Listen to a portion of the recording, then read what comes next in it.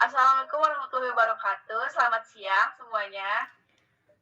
Waalaikumsalam Waalaikumsalam, Bu. Selamat siang, Bu. Selamat siang, Bu. Sebelumnya, terima kasih karena kalian udah memasuki Gimit ini ya. Ya. Baik. Oke, baik, sebelum kita mulai kegiatan ini, alangkah baiknya kita berdoa terlebih dahulu. Berdoa menurut keyakinan masing-masing, berdoa dimulai.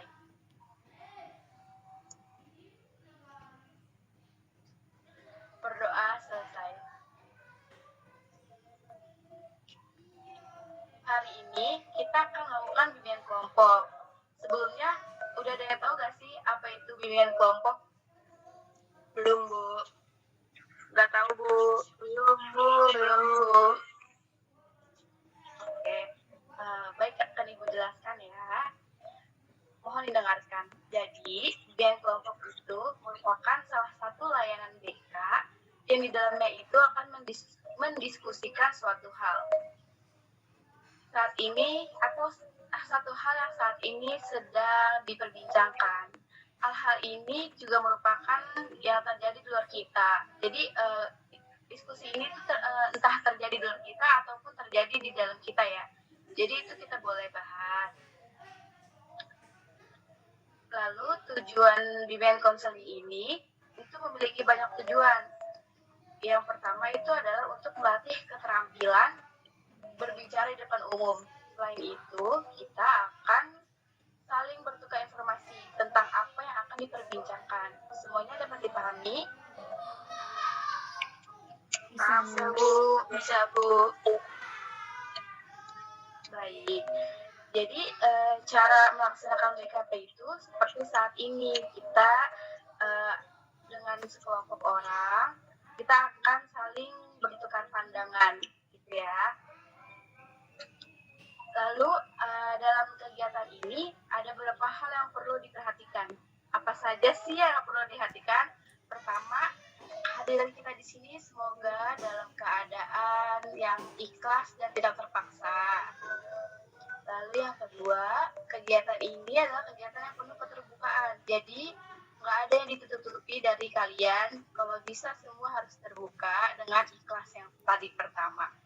Lalu, di kegiatan ini, saudara-saudara atau kalian, anak-anakku, semoga aktif ya dalam diskusi ini. Jadi supaya kita bisa bertukar pandangnya itu lebih luas. Baik, Bu. Oke, baik. Lalu yang keempat itu kita menjunjung tinggi ya norma-norma yang berlaku di Indonesia ataupun di agama kita masing-masing. Baik, yang kelima itu dalam semua atau diskusi yang akan kita lalui, tukar pandang yang akan kita jalani, itu semua akan terjamin kerahasiaannya. Jadi, kalian tidak usah takut kalau rahasia kalian yang akan kalian ceritakan nanti atau cerita yang akan kalian ceritakan nanti itu akan terbongkar. Karena dalam diskusi atau BKP ini kita harus menterdepankan juga kerahasiaan masing-masing ya. Baik. Aduh, jadi lupa nih. Sebelumnya, kita udah saling kenal gak sih sebelumnya? Kalian udah kenal saya belum? Belum, Bu. Belum, Bu. Baik. Jumpa dari saya ya. Perkenalkan, nama saya Pani Putri. Saya dosen di Unindra sudah 2 tahun. Baik. Jadi ini aja ya, kita masing-masing dari kalian itu memperkenalkan dirinya masing-masing, oke? Entah dari nama, kelas, atau hobi juga bisa. Ayo, yang mau mulai duluan dipersilahkan.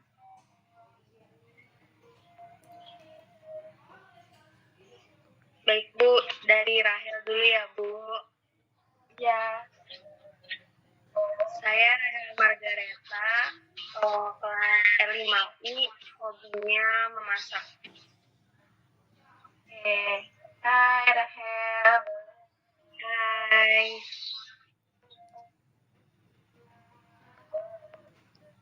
Baik, ada yang lain? Dilanjut sama Dwi, Bu. Iya, saya deh, Bu. Perkenalkan, nama saya Dwi Anggiani. Saya kelas R5I. Hobi saya dengerin lagu. Oke. Hai, Dwi. Baik, ada yang lain? Boleh lanjut ke Muti, Bu.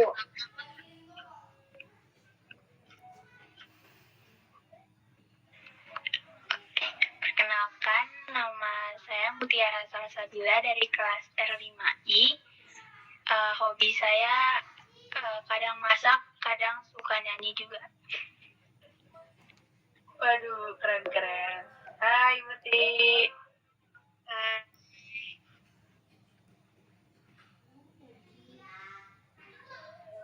Lanjut ke Fitri, Bu.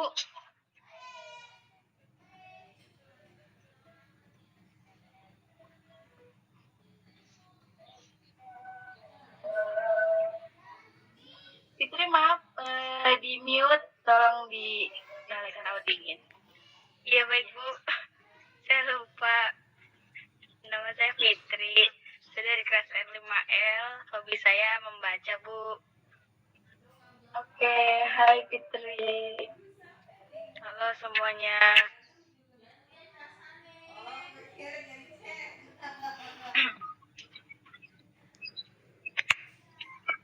Perkenalkan, Bu, saya Syahira dari R5L. Seperti jajan. Oke, hai Zahira. Baik, kita kan udah saling perkenalan nih. Jadi kita akan main game. Kita main game yang gampang-gampang aja untuk mengingat nama-nama teman kalian. Masa kita dalam satu kelompok kita nggak kenal sih nama-namanya. Jadi dari saya, nama saya Pani, lalu ada Rachel, lalu ada Dwi Anggiani, lalu ada Mutiara Salsabila, lalu ada Sahira, lalu ada Fitri. Jadi kayak gitu, kalian mainnya misalnya dari Rahel. Rahel harus menyebutkan semua yang ada di sini. Begitupun nanti selanjutnya kalian harus menyebutkan kita yang ada di sini, nama-namanya aja nggak apa-apa. Oke, bisa dimulai dari Rahel mungkin. Di sini ada Dwi Anggiani, ada Mutiara, ada Fitri, ada sama Syahira. Oke, bisa dilanjut.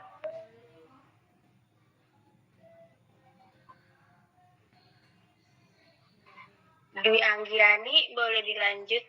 Iya. Di sini ada Rahel, ada Mutiara, ada Syahira, sama ada Fitri.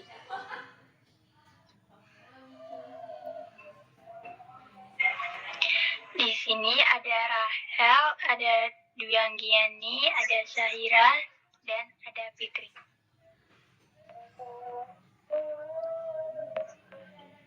Baik, di sini ada saya sendiri Fitri, ada Rahel, ada Dwi Anggiani, ada Mutia, dan ada Syahira. Oke, baik. Jadi udah pada saling kenal ya semuanya. Oh, maaf. Lanjut. Maaf ya. Iya. Kalau di sini ada saya sendiri Syahira, ada Fitri, ada Dwi, ada Rahel, ada Mutiara, sama ada Bukani. Oke, baik. Terima kasih. Maaf ya sebelumnya Syahira. Oke, saya kurang fokus nih, kurang minum. Oke, udah mulai fokus karena udah mulai fokus. Baik, karena semuanya udah saling kenal, nanti saat diskusi itu lebih enak ya. Jadi kalian saat bertukar pandang bisa langsung menyebutkan namanya yang ingin ditambahkan informasinya. Baik, kita langsung lanjut. Tadi yang udah kita jelaskan udah saya jelaskan bahwa kita itu akan mendiskusikan suatu hal. Jadi dalam pelaksanaan ini sekali lagi saya minta saya harap kalian semua aktif dalam diskusi ini dan juga menegakkan norma-norma yang tadi sudah atau asas-asas atau yang tadi saya sudah sebutkan ya. Semuanya bisa dipahami? Insya Allah bisa, Bu. Baik, bagaimana? Udah siap untuk BKP hari ini? Kalau siap, kita lanjut ke kegiatan selanjutnya. Siap, ya, Bu. Baik. Semuanya, Bismillahirrahmanirrahim. Topik yang hari ini kita bahas itu dari saya dulu, yaitu tentang FOMO pada generasi Z. Sebelumnya, ada yang tahu gak sih apa itu FOMO? FOMO kayak ikut-ikutan di zaman sekarang nggak sih, Bu, yang lagi ngetren? Iya, bisa. Ada yang mau nambahin? Terus FOMO juga itu nggak sih, Bu, kayak takut ketinggalan tren gitu, jadi dia harus ikutin tren terus. Oke. Kurang lebihnya itu semua benar ya.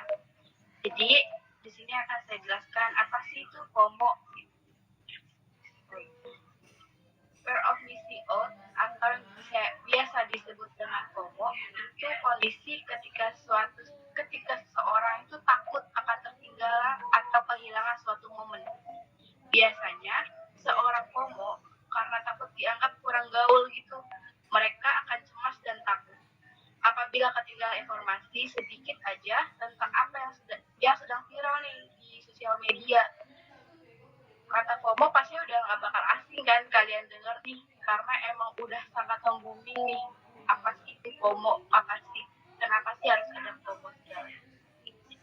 Karena media sosial udah menjadi bagian dari kehidupan sehari-hari. Di sini ada gak sih yang gak main sosial media? Enggak, Bu, pasti main semua, Bu. Main semua, Bu. Betul.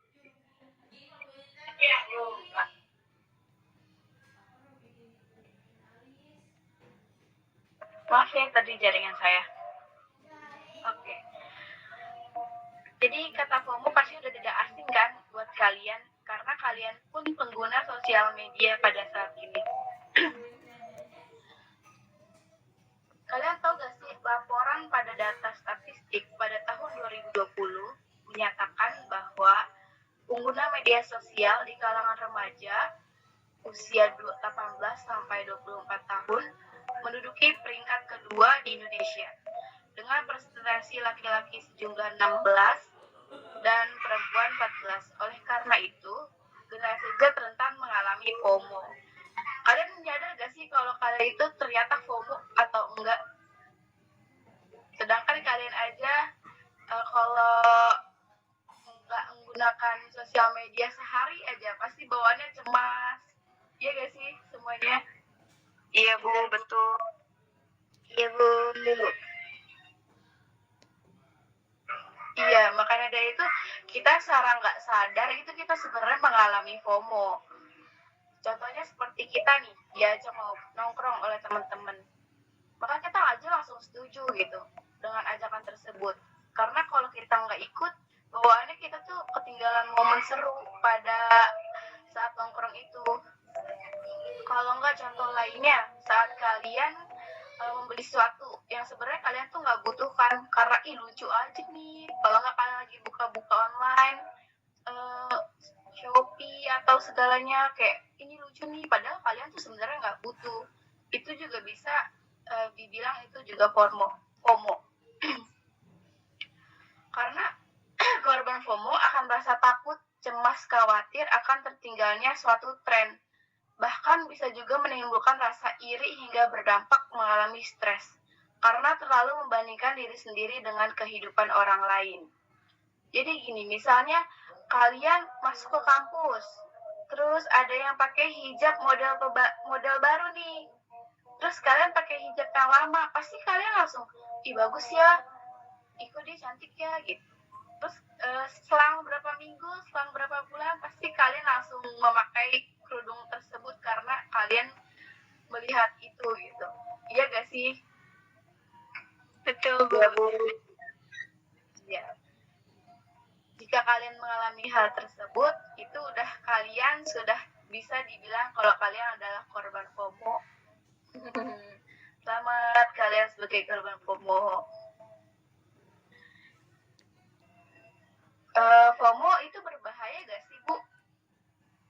Pertama, munculnya, FOMO itu berbahaya ya, karena itu bisa menjadi gangguan psikologi.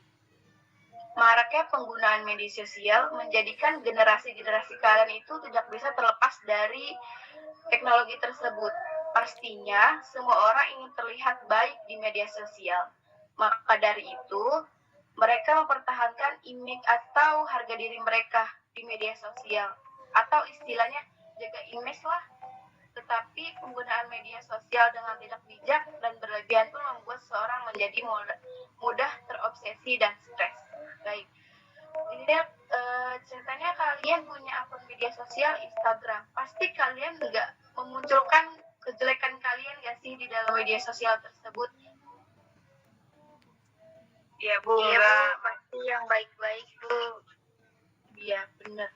Terus misalnya kalian masukin foto, terus foto pribadi kalian nih, foto muka kalian, terus ada yang komen jelek atau segala macam, kalian bakal marah gak?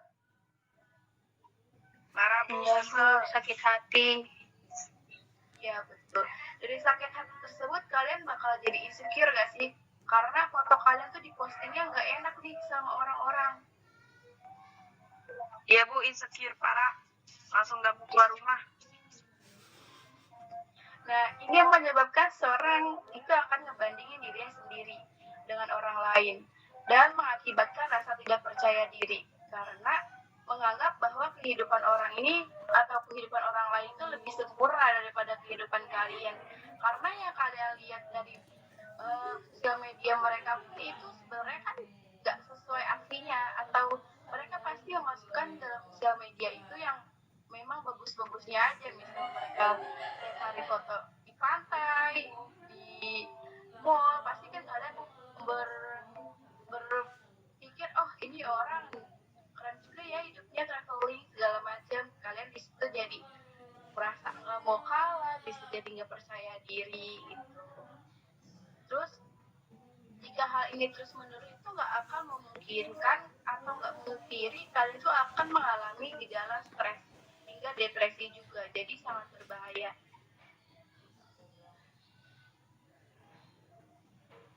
Selanjutnya, itu bisa menurunkan potensi diri. Sosial media sudah menjadi bagian dari kehidupan sehari-hari. Hal ini menyebabkan produktivitas seseorang menurun. Mereka akan sulit berkonsentrasi pada saat sedang bekerja atau belajar. Saya yakin dari kalian semua saat sedang kuliah, pasti kalian nggak buka HP, ngecek-ngecek sosial media, dan hingga kalian tuh bisa nggak fokus saat belajar. Iya gak sih? Iya Bu. Iya Bu. Pasti kayak gitu kan. Nah, dalam penelitian Universitas Würzburg and Leuchten Trend menyebutkan bahwa gawai atau smartphone justru membuat sang pengguna menjadi rendah dan menurun tingkat produktivitasnya, entah itu dalam bekerja atau belajar atau aktivitas yang lain. Dan itu pun benar terjadi dalam kehidupan kalian kan. Nah, tadi kan saya udah sampaikan nih semua apa sih itu FOMO, bahayanya FOMO. Menurut pendapat kalian itu gimana sih? Apa sih itu FOMO? Apakah menurut kalian di diri kalian FOMO itu biasa aja atau nggak terlalu berbahaya atau gimana?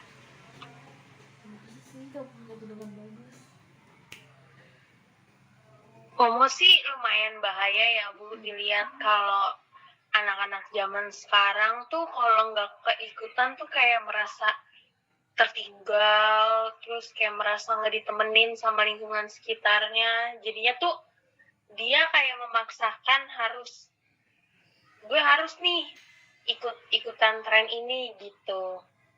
Kalau nggak nanti gue yang nggak ketinggalan zaman, nanti nggak punya temen, merasa sendiri kayak gitu deh Bu.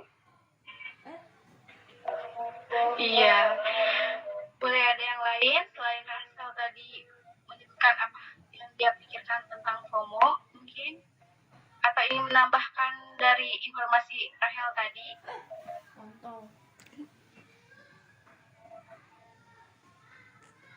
Ada Bu, aku boleh. Menurut saya FOMO itu ada baiknya juga sih Bu, kalau yang kita ikuti itu emang kayak tren-tren yang positif, misalnya ada di TikTok tuh namanya kalau nggak salah Pandawa gitu yang suka cuci sampah. Nah itu tuh banyak tuh Bu yang ngikutin tren itu buat turun di jalan tuh anak-anak muda buat berbuat. Jadi FOMO itu nggak selamanya selalu buruk tuh Bu, kalau menurut saya ada positifnya juga, karena baik itu tergantung kesempatan diri kita kan Bu. Nah, itu sih menurut saya. Iya, dan sesuatu apapun pasti ada dari sisi negatif dan positif. Bagus banget Syahira tadi udah nyebutin apa itu sisi positif dari FOMO tersebut. Mungkin yang dari yang lain bisa nambahin apa itu positifnya, sisi negatifnya, atau pengalaman pribadi kalian. Boleh disebutin.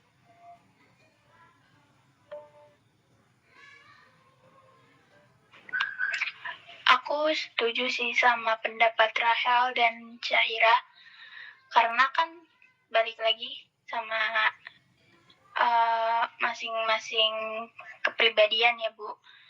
Kadang emang susah gitu buat takut ketinggalan zaman.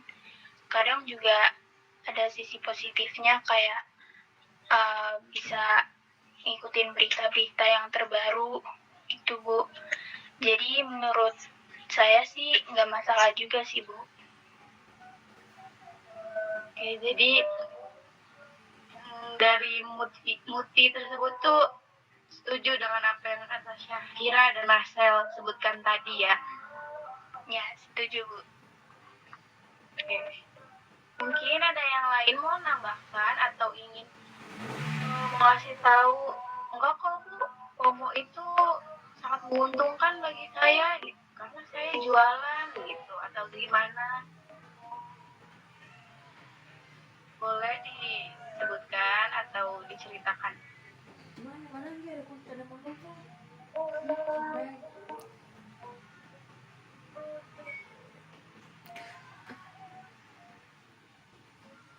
Bu, menurut saya FOMO itu malah lebih ke arah negatif Bu, yang mana FOMO itu kan lebih banyak terlihat di sosial media, yang mana sosial media cuma bisa kita lihat, kita nggak bisa lihat apa yang sebenarnya terjadi gitu, kita cuma bisa lihat yang ada di sosial media doang. Nah itu kebanyakan kan hal-hal yang negatif tuh Bu, kayak misal FOMO kalau misalkan lagi banyak pikiran, lagi cemas ataupun lagi stres gitu, kebanyakan kan orang-orang pamerin hal-hal yang bikin dia relax gitu. Nah, bikin relaxnya itu dengan cara nyakitin diri dia sendiri gitu, terus cutting, terus bisa mungkin bahkan sampai ke suicide atau sampai ke bunuh diri gitu. Nah, itu kan negatif banget tuh Bu. Nah, sedangkan masyarakat sekarang ataupun khususnya kalangan muda zaman sekarang gitu, kalau misalkan ngelihat yang ada di sosial media itu pasti diikuti. Nah itu kan berarti kan dia FOMO tuh. Nah dari hal-hal yang diikutin itu tuh kebanyakan negatif, yang mana nanti bakal ngilangin rasa kepuasan dari dia itu gitu, rasa dia untuk hidup gitu, terus rasa dia nggak puas sama apa pencapaiannya gitu. Jadi menurut saya FOMO itu sangat negatif dan harus ada penanganan khususnya bagi orang-orang yang udah ketahuan dia tuh selalu FOMO gitu tentang hal apapun. Oke, baik. Dari tadi yang kita udah diskusikan, kita bisa tahu tuh apa sisi positif dari FOMO tersebut, apa sisi negatif dari FOMO tersebut. Tapi dalam diskusi kita saat ini udah saya rangkum bahwa kita tuh sudah terlihat ternyata FOMO itu lebih banyak bahayanya ya jika kalian tuh terkena FOMO, karena korban FOMO itu juga akan mengalami tingkat kepercayaan diri yang rendah, penurunan produktivitas, cemas, depresi, hingga gangguan mental yang lainnya. Jadi pesan saya, karena kita udah diskusi dari tadi ya kita tuh harus jadi diri sendiri gitu. Kita boleh mengikuti tren, tapi secukupnya saja, jangan berlebihan. Jika berlebihan, maka kita tidak akan menutup kemungkinan seorang akan mengalami dampak negatif yang dijelaskan tadi, yang tadi bisa menurunkan produktivitas, kepercayaan diri merendah, atau kesehatan mental lainnya. Jadi dalam FOMO ini sebagai hal yang untuk memotivasi diri kita. Tadi saudara Sahira itu bilang dia FOMO tuh dampak positif kok buat dia, karena dia lihat tadi Pandawa, wah keren banget ya, kan Pandawa misalnya bersih-bersih sesuatu, jadi dia bawaannya pengen bersih-bersih aja gitu, jadi dia termotivasi nih ngelihat FOMO tersebut gitu. Kita boleh tuh kayak gitu, cuman kita juga harus menyingkirkan hal-hal yang emang negatif untuk kita gitu, bukan untuk sekedar ingin ikut-ikutan tren yang dapat membahayakan diri sendiri gitu. Misalnya kalian lihat lagi tren nih, lagi loncat dari gedung satu ke gedung satu, kalian ikut nih, karena kalian kalau belum kayak gitu, kalian belum mengikuti tren gitu. Itu kan bisa membahayakan diri kalian kan gitu. Jadi jangan berlebihan lah gitu. Jadi kan sudah kita dari tadi kan kita udah diskusi nih ya, apa itu FOMO, apa itu positif negatif dan segala macam, sampai panjang lebar kayak gini gitu. Jadi saya minta dari kalian satu persatu itu menyimpulkan sih apa yang dalam pikiran kalian tentang FOMO tadi gitu. Nggak usah menyimpulkan panjang lebar, garis besarnya aja untuk dari kalian itu apa itu sih FOMO, dan kalian juga bisa tahu dan mengakui kalau kayaknya saya FOMO deh Bu gitu. Oke, bisa dimulai mungkin dari Fitri. Oke, baik Bu, kesan dari kegiatan ini menurut saya bagus banget gitu, karena ngebuka pengetahuan baru juga buat saya gitu. FOMO itu apa gitu, terus punya banyak dampak positif negatifnya juga.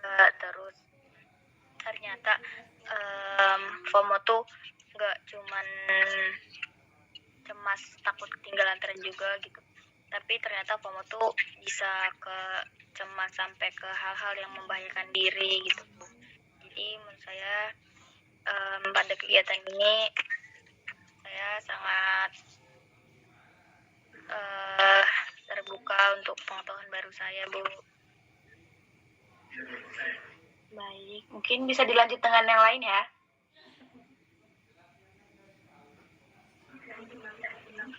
Bisa mengenal ke FOMO ternyata ada kelebihan dan kekurangannya aja sih Bu. Baik. Lanjut sama Muti.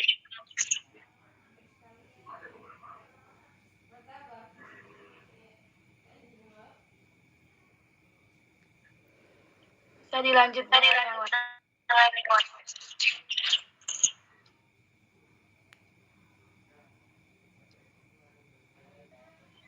Mungkin dari saya kali ya Bu. Boleh. Jadi dari apa yang kita bahas hari ini, saya jadi tahu kalau FOMO itu ada dampak yang sangat berbahaya bagi kita kaum muda. Terus juga jadi ngebuka wawasan baru saya terkait FOMO, dan jadi punya gambaran dari beberapa pandangan yang udah kita bahas bareng-bareng.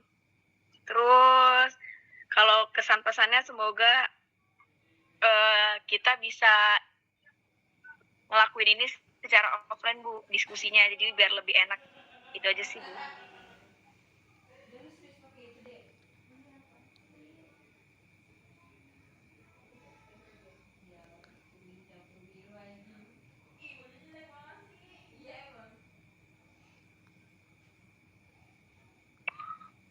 Ibu maaf, Ibu masih di mute. Ya, maaf. Boleh dilanjut, Mutiara atau Dwi Anggani?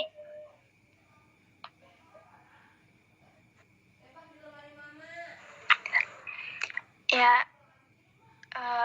menurut saya juga dari pembahasan yang udah kita bahas tadi sebelumnya, ternyata FOMO tuh emang berdampak yang positif dan negatif, tapi balik lagi ke diri kita masing-masing dalam penyaringan di media sosialnya, Bu.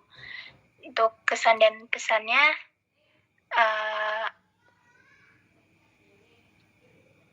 sebentar.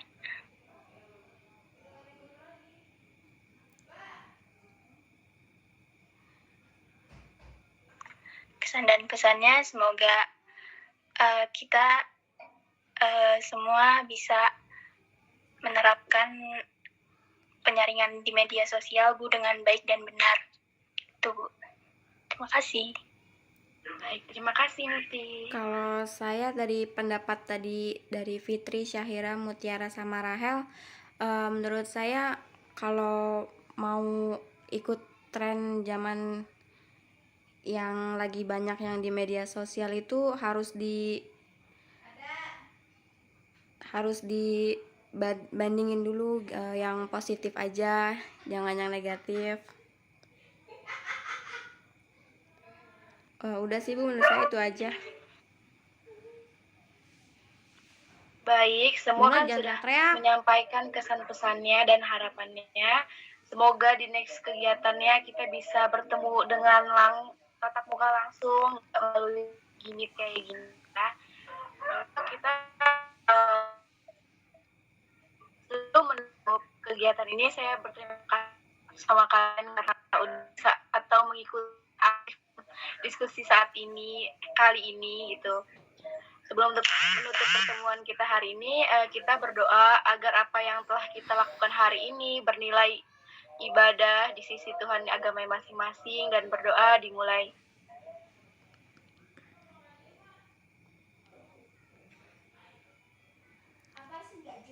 Berdoa selesai. Terima kasih banyak ya teman-teman. Maaf kegiatan hari ini saya tutup. Semoga kita bisa ketemu. Ya, terima kasih, Bu. Terima kasih.